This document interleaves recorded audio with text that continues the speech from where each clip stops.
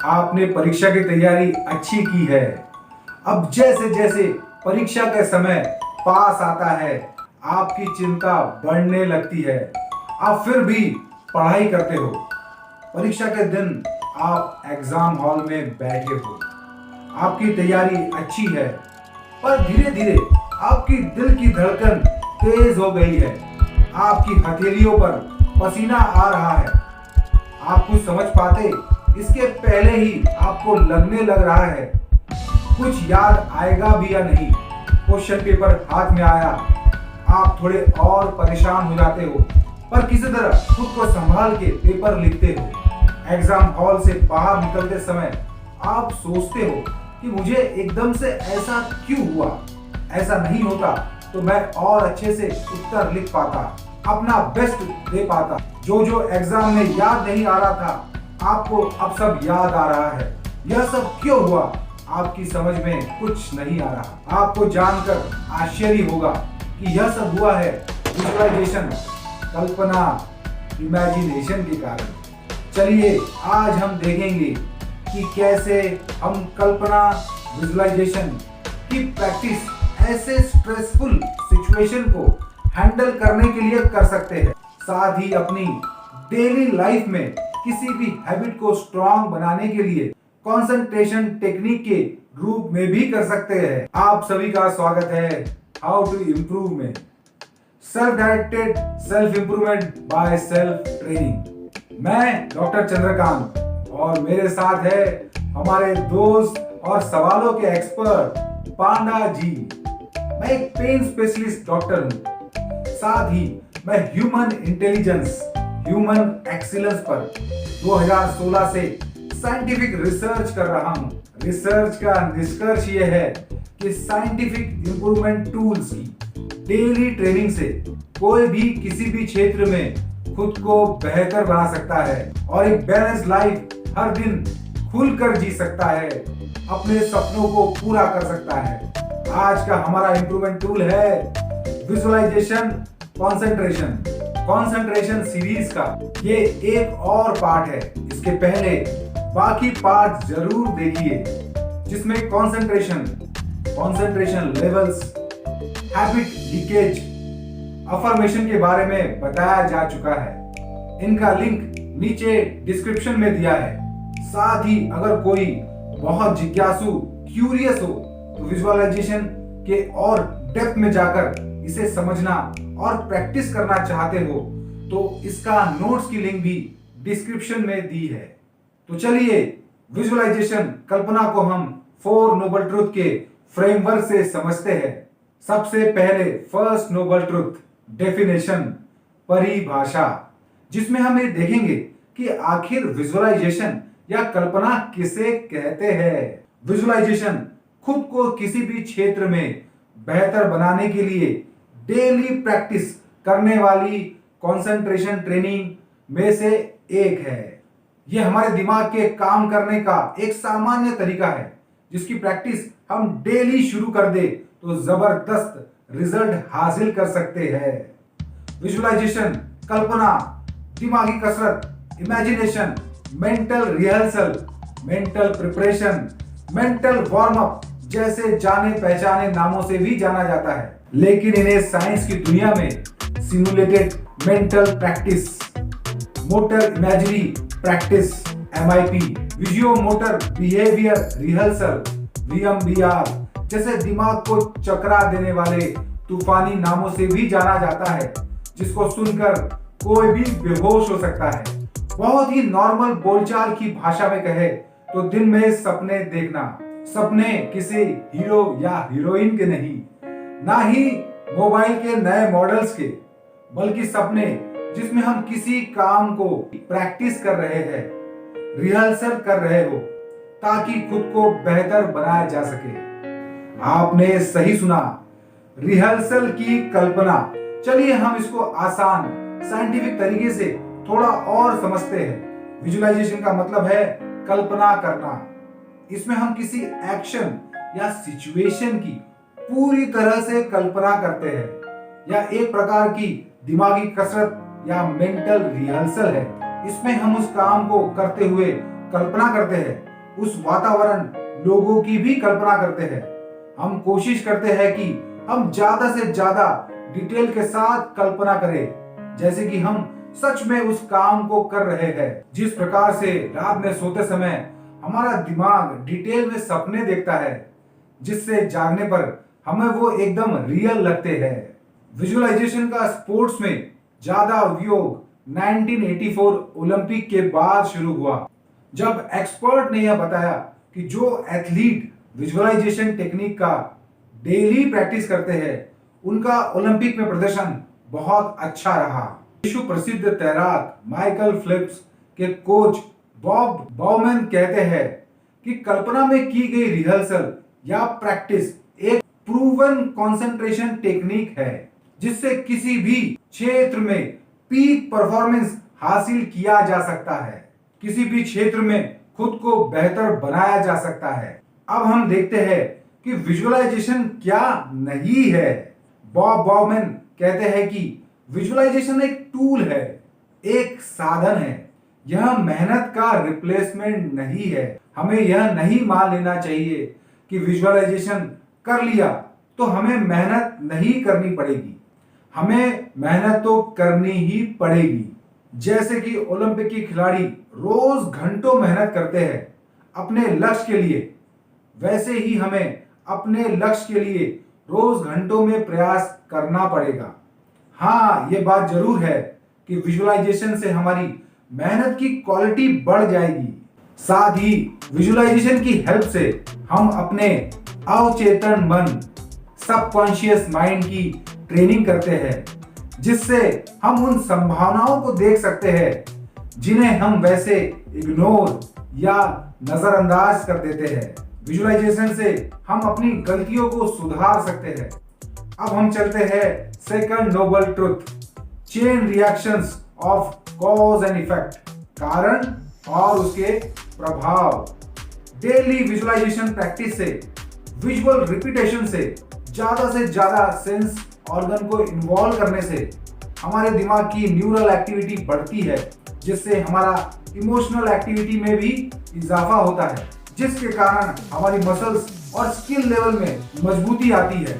हमारे पांडा जी हमें रोक रहे हैं और कह रहे हैं, भैया ये क्या डॉक्टरी गुटर गुटर कर रहे हो, हमें जरा अपनी भाषा में समझाओ। सॉरी पांडा जी इस गुटरगु के लिए। चलिए हम इसे अच्छे से समझने के लिए हमारे दिमाग में चलते हैं। हमारा दिमाग असंख्य न्यूरॉन से बना होता है। ये एक दूसरे से जुड़े रहते हैं। दिमाग का हर हिस्सा हमारे शरीर के किसी न किसी हिस्से को कंट्रोल करता है। इसे बॉडी रिप्रेजेंटेशन इन माइंड कहते हैं। इन न्यूरॉन्स के काम करने के तरीके के बारे में मेडिकल साइंस में हेब्स लॉ बताता है कि neuron that fire together wire together. जब हम कल्पना करते हैं, इसके कारण हमारे दिमाग के अलग अलग हिस्सों के न्यूरॉन्स में इलेक्ट्रिकल एक्टिविटी बढ़ जाती है। और अगर हम ज्यादा से ज्यादा डिटेल में कल्पना करते हैं, इसमें अलग अलग सेंस ऑर्गन की कल्पना को जोड़ देते हैं, जैसे कल्पना में साउंड, वातावरण, लोग, खुशबू, यहाँ तक कि हम कैसे खड़े हैं, क्या काम कर रहे हैं, यह भी जोड़ देते हैं। इसके कारण दिमाग के सारे हिस्सों में न्यूरल एक्टिविटी बढ़ जाती है। सभी दिमाग के हिस्से एक दूसरे से जुड़ने लग जाते हैं। हेब्स लॉ यही कहता है कि उनका ये आपसी जुड़ाव डेली प्रैक्टिस के साथ और स्ट्रॉन्ग बनते चले जाता है। इसके कारण दिमाग में इमोशनल एक्टिविटी, भावनात्मक प्रक्रिया में भी बढ़ोतरी हो जाती है। रेगुलर प्रैक्टिस से यह कल्पना हमारे दिमाग के लिए सच लगने लग जाती है। यहाँ तक कि दिमाग इसकी तैयारी के लिए मसल एक्टिविटी को भी बढ़ाने की तैयारी चालू कर देता है, जैसे कि उस काम को हम सच में कर रहे हैं, जिसका सीधा सा मतलब है कि स्किल के लेवल पर हम और बेहतर बनते चले जाते हैं। जितनी प्रैक्टिस उतना इंप्रूवमेंट। आपको इस पर विश्वास नहीं हो रहा होगा, पर यही हम एग्जाम हॉल क्राइसिस वाले एग्जाम्पल में देखा कि हमारे दिमाग में इमोशनल चेंज डर के रूप में हुए, जो शरीर पर भी पसीना तेज धड़कन के रूप में हमें दिखे। ये कल्पना का ही जादू है। हमारे दोस्त पांडा जी का सवाल है कि एग्जाम हॉल की घटना और कल्पना विजुअलाइजेशन की ट्रेनिंग एक कैसे हो सकते हैं। यह बात उनको हजम नहीं हुई है।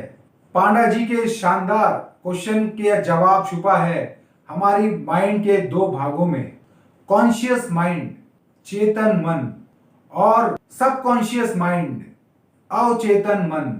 जो एग्जाम हॉल में डर की घटना हुई वो हमारे अवचेतन या सबकॉन्शियस माइंड के लेवल पर हुई है। सबकॉन्शियस माइंड या अवचेतन मन बहुत तेज काम करता है जिसका हमें पता भी नहीं चलता, और जो हम विजुअलाइजेशन या कल्पना की डेली ट्रेनिंग की शुरुआत करेंगे तो वो कॉन्शियस माइंड चेतन मन के लेवल पर करेंगे, जो मन की ऊपरी सतह है। पर रोज की प्रैक्टिस से धीरे धीरे सबकॉन्शियस माइंड अवचेतन की गहराइयों में हमारी स्किल पहुंच जाएगी और हमारा स्वभाव और नेचर बन जाएगा। साइंस द्वारा इन्हीं सभी बातों को फंक्शनल एमआरआई द्वारा प्रूव किया जा चुका है। जब कैंडिडेट्स को कल्पना करने के लिए कहा गया तो एमआरआई में दिमाग के अलग अलग हिस्सों में इलेक्ट्रिकल एक्टिविटी बढ़ गई और हेब्स लॉ की सच्चाई साबित हो गई। साइंस हमें बताता है कि कल्पना विजुअलाइजेशन की रोज प्रैक्टिस से हम क्या क्या बदलाव देख सकते हैं। अब हम चलते हैं तीसरे नोबल ट्रुथ, सॉल्यूशन या एविडेंस। जैसे जैसे हम खुद डेली प्रैक्टिस करेंगे तो विजुअलाइजेशन टेक्निक के रिजल्ट हमें रोज दिखने लग जाएंगे। लेकिन उससे पहले चलिए कुछ उदाहरणों से देखते हैं कि विजुअलाइजेशन का यूज कौन कौन करता है और उन्हें कितना फायदा हुआ। सबसे पहले एग्जाम्पल लेते हैं स्पोर्ट्स की दुनिया का, जहां विजुअलाइजेशन एक डेली ट्रेनिंग का हिस्सा है। विश्व प्रसिद्ध तैराक माइकल फेल्प्स और उनके कोच बॉब बॉगमैन कल्पना की डेली प्रैक्टिस के सबसे अच्छे उदाहरण है, जिसके बारे में हमें दोनों की ऑटोबायोग्राफी में पढ़कर पता चलता है।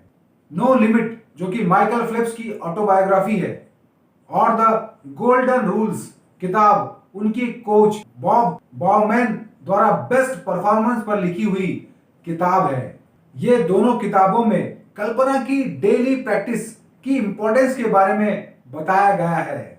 बॉब बॉगमैन अपने स्विमिंग एकेडमी में अपने सभी खिलाड़ियों को डेली मेंटल रिहर्सल करना सिखाते हैं, जिसमें उन्हें आंख बंद करके कल्पना में तैरने की प्रैक्टिस करना सिखाया जाता है। बॉब बॉगमैन बताते हैं कि किसी भी बड़ी कंपटीशन के पहले माइकल फेल्प्स रोज 2 घंटे मेंटल रिहर्सल करते थे, ताकि कंपटीशन के दौरान होने वाले स्ट्रेस, घबराहट, टाइम मैनेजमेंट से लेकर किसी भी गलती की पहले से ही कल्पना करके उसको सुधारने की प्लानिंग और स्ट्रेटेजी डेवलप की जा सके। वहीं विश्व प्रसिद्ध तैराक माइकल फेल्प्स बताते हैं कि कल्पना उनकी डेली ट्रेनिंग का हिस्सा है। रोज धीरे धीरे प्रैक्टिस करते करते वो कल्पना करने में इतने माहिर हो गए थे कि अपनी रोज की ट्रेनिंग और प्रैक्टिस के पहले वो उसको अपने दिमाग में एक मूवी की तरह अपनी ट्रेनिंग की रिहर्सल कर लेते थे, जिससे उन्हें मानसिक ताकत मिलती है और वो अपनी कमियों को पहले ही जान पाते हैं, जिसके कारण वो बड़ी कंपटीशन में अपना बेस्ट दे पाते हैं। इसके बाद हम आते हैं साइंस की दुनिया में, जहां कल्पना की प्रैक्टिस करने वाले महानतम वैज्ञानिक अल्बर्ट आइंस्टाइन के बारे में थोड़ा जानते हैं। अल्बर्ट आइंस्टाइन का quote, logic will get you from point A to B but imagination will take you everywhere. Albert Einstein कहते हैं कि कल्पना ज्ञान से ज्यादा इंपॉर्टेंट होती है। ज्ञान, नॉलेज की एक सीमा होती है, पर कल्पना, इमेजिनेशन की कोई सीमा नहीं होती। नॉलेज के साथ कल्पना की भी अगर डेली प्रैक्टिस की जाए तो ये बहुत शानदार दोस्ती होगी। इसके अलावा और भी एग्जाम्पल को आप जानना चाहते हो तो इसके नोट्स की लिंक मैंने डिस्क्रिप्शन में दे रखी है। अब हम चलते हैं 4 नोबल ट्रुथ डेली ट्रेनिंग। यह नियम हमें बताता है कि बिना डेली ट्रेनिंग के बेहतर नहीं बना जा सकता। अब तक हम सभी जान गए हैं कल्पना, विजुअलाइजेशन, इमेजिनेशन से हमें खुद को किसी भी क्षेत्र में बेहतर बनाने में मदद मिलती है, लेकिन इसके लिए इसकी डेली ट्रेनिंग करनी पड़ेगी। चाहे कल्पना कितना भी पावरफुल तरीका क्यों ना हो, लेकिन बिना डेली ट्रेनिंग के इसका कोई महत्व नहीं है। सबसे पहले हम यह देखते हैं कि विजुअलाइजेशन का उपयोग हम कहां कहां कर सकते हैं। डेली स्टडीज की क्वालिटी को अच्छा करने के लिए पढ़ाई से पहले मिनिमम 5 मिनट, जिससे पढ़ाई में कंसंट्रेशन लेवल बढ़े और हमारा मन बार बार ना भटके, जिससे हमारी पढ़ाई की क्वालिटी बढ़ जाए। साथ ही एग्जाम हॉल की स्ट्रेस को मैनेज करने के लिए, जिसमें हम परीक्षा देते हुए खुद की डिटेल में कल्पना करते हैं, जो चीज सच में एग्जाम हॉल में होती है। जब हम रोज कल्पना करते हैं तो हम अपने स्ट्रेस, टाइम मैनेजमेंट और कॉन्फिडेंस को बेहतर बना पाते हैं, जिससे हम परीक्षा में अपना बेस्ट दे सके। हमारे सवालों के एक्सपर्ट हमारे दोस्त पांडा जी का सवाल है, क्या सिर्फ रोज की पढ़ाई एग्जाम के दौरान ही हमें विजुअलाइजेशन का यूज करना चाहिए? यह बहुत ही शानदार सवाल है। यह पढ़ाई एग्जाम के एग्जाम्पल इसलिए दिया है क्योंकि यह हम सभी के लाइफ का एक इंपॉर्टेंट पार्ट है। पढ़ाई जैसी इंपॉर्टेंट चीज के लिए हम जितना ज्यादा कल्पना का उपयोग करेंगे, उतना ज्यादा हमारी पढ़ाई की क्वालिटी को हम बेहतर बना सकते हैं। लेकिन इसका मतलब यह नहीं है कि हमें सिर्फ पढ़ाई के लिए ही इसका उपयोग करना है, बल्कि पढ़ाई के साथ साथ अपनी किसी भी अच्छी आदत को और स्ट्रांग बनाने, अच्छी आदत के कंसंट्रेशन लेवल को बढ़ाने में भी कर सकते हैं। अच्छी आदतें आप सभी जानते हैं, जैसे एक्सरसाइज, डाइटिंग, सुबह जल्दी उठना, अपनी hobby singing, dancing, painting, craft, writing, fashion designing की क्वालिटी को बेहतर बनाना। कल्पना एक प्रकार से नमक के जैसे है, जो हर सब्जी का स्वाद बेहतर बना देता है। चलिए सीखते हैं कि विजुअलाइजेशन की डेली ट्रेनिंग में हमें क्या क्या चीज ध्यान रखनी चाहिए। विजुअलाइजेशन के इन पार्ट्स पे हमें ध्यान देना है। पहला, रिलैक्सेशन। आंखें बंद करके बैठना है और कम से कम 10 ब्रेथ या सांस को धीरे धीरे लेना है, ताकि माइंड और बॉडी को हम रिलैक्स कर सके। माइंड रिलैक्स होने के बाद हम आगे बढ़ते हैं। Start to end. किसी भी कार्य को शुरू से अंत तक करते हुए कल्पना करना है। जैसे पढ़ाई की कल्पना में हमें पढ़ाई को शुरुआत से लेकर अंत तक इमेजिन करना है। यह एक प्रकार से हम अपने दिमाग में उस काम को मूवी की तरह देख रहे होते हैं। रियल कल्पना, हेब्स लॉ। एक एक चीज को ज्यादा से ज्यादा डिटेल में खुद को करते हुए देखना। जितने डिटेल में हम कल्पना करते हैं, उतना ज्यादा वह हमारे दिमाग को सच लगने लगती है। इसमें हमें अपने 5 सेंसेस जैसे touch, hearing, sight, smell, taste के बारे में जो भी हमारे अनुभव हो सकते हैं, उनकी कल्पना करना। जैसे आई के सेंस के लिए पढ़ाई करते हुए बुक के पेजेस, टेबल, रूम आदि चीजों को देखना। टच के लिए किताब, पेन, टेबल, चेयर के टच को एहसास करना। इसी प्रकार बाकी सेंसेस की भी कल्पना करना। जितनी ज्यादा सेंसेस हम ऐड करते हैं, उतनी ज्यादा कल्पना सजीव लगने लगेगी और हमारे दिमाग को सच लगने लगेगी। 6 सेंस जो हमारा माइंड है, माइंड के पार्ट्स जैसे इमोशन, थॉट्स की भी कल्पना हमें इसमें शामिल करना है। उस एक्शन को करते हुए हमारे इमोशन कौन कौन से थे, हमारे मन में कौन कौन से थॉट्स आ रहे हैं, उनको भी ज्यादा से ज्यादा डिटेल में इमेजिन करना। हमें ये कोशिश करनी चाहिए कि अच्छे इमोशंस जैसे खुशी, लगन, इंटरेस्ट, कॉन्फिडेंस, होप की ज्यादा से ज्यादा कल्पना करें, जिससे वो और स्ट्रांग बने और हमारी पढ़ाई की क्वालिटी अच्छी हो सके। प्रॉब्लम एंड सॉल्यूशंस, उस कार्य को करने में आने वाली कठिनाइयों की भी हमें कल्पना करनी चाहिए। साथ ही हमें कल्पना करनी चाहिए कि हम उसे कैसे दूर कर सके। एग्जाम्पल, पढ़ाई करते समय हमारा मन WhatsApp, Insta, YouTube, phone call के कारण भटकता है। इनकी कल्पना करना, साथ ही हमने इन डिस्टरबेंसेस को कैसे हैंडल किया उसको भी इमेजिन करना।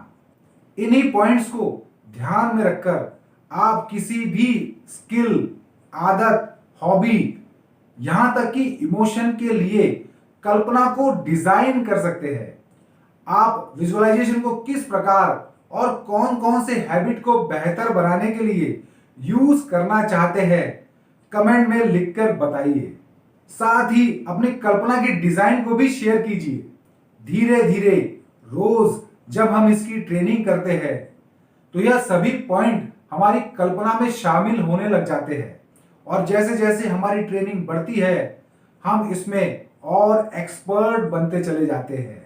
इतना सब समझने के बाद हमारे दोस्त पांडा जी ये कहना चाह रहे हैं कि 4 नोबल ट्रुथ के फ्रेमवर्क से कल्पना, विजुअलाइजेशन, इमेजिनेशन की इंपॉर्टेंस उनके दिमाग तक तो बहुत अच्छे से पहुंच गई है। पर पांडा जी ये कहना चाहते हैं कि हमें कुछ ऐसा करके दिखाइए कि ये जो सारी बातें हमारे दिल में भी समा जाए। देखिए, हमारे सवालों के एक्सपर्ट पांडा जी दिमाग के साथ साथ दिल की बात भी करते हैं। जब दिल की बात आई है तो बिना अपने ख्वाबों की बात किए दिल की बात पूरी कैसे हो सकती है। कल्पना को दिल तक पहुंचाने के लिए ब्लेंड इन थॉट्स की लिखी हुई कुछ लाइंस याद आ गई, जो कल्पना और हमारे ख्वाबों को शब्दों के पुल से जोड़ती है। एक ख्वाब है देखा जिसे मैं रोज मुकम्मल करता हूँ, आंखें बंद ही सही पर वो लम्हा जीना मैं हर रोज चुनता हूँ। इतनी सुंदर लाइंस को दिल में लिए चलिए प्यारे पांडा जी के साथ हम सभी एप्पल एक्टिविटी के लिए चलते हैं, जिससे कल्पना डायरेक्ट हमारे दिल तक पहुंच जाएगी। आप आंखें बंद कर लीजिए, 5 लंबी गहरी धीरे धीरे सांस लीजिए। अब कल्पना कीजिए कि आपके सामने टेबल पर एक एप्पल रखा है, उसे देखिए, उसका कलर लाल है। अब आप उसे हाथों में उठा रहे हैं, उसकी ठंडक को अपने हाथों में कल्पना कीजिए। एप्पल की हल्की हल्की खुशबू की कल्पना कीजिए। इसके बाद आप कल्पना कीजिए कि आप उसे खा रहे हैं, उसे काटने की आवाज कानों में महसूस कीजिए और उसका स्वादिष्ट स्वाद महसूस कीजिए। साथ ही वो मजा भी महसूस कीजिए जो आपको एप्पल खाने में आ रहा है। अब आंखें खोलकर कल्पना की दुनिया से बाहर आ जाइए। अब बताइए कि आपके आंखें खोलने के बाद भी एप्पल का एहसास आपके दिल में अभी भी है या नहीं। यही है कल्पना का जादू। कंसंट्रेशन को बढ़ाने के लिए विजुअलाइजेशन एक जबरदस्त टूल है, जिसकी डेली ट्रेनिंग से हम खुद को बेहतर बना सकते हैं। आपके विजुअलाइजेशन के बारे में कोई सवाल या सजेशंस है तो आप कमेंट में लिख सकते हैं। चैनल को सब्सक्राइब मत कीजिए, वीडियो को लाइक भी मत कीजिए, ना ही वीडियो को किसी को शेयर कीजिए। इसकी जगह विजुअलाइजेशन, कल्पना, इमेजिनेशन की 5 मिनट डेली ट्रेनिंग कीजिए ताकि आप रोज खुद को बेहतर बना सके। मुझे और हमारे प्यारे दोस्त पाना जी को इजाजत दीजिए। Thank you very much.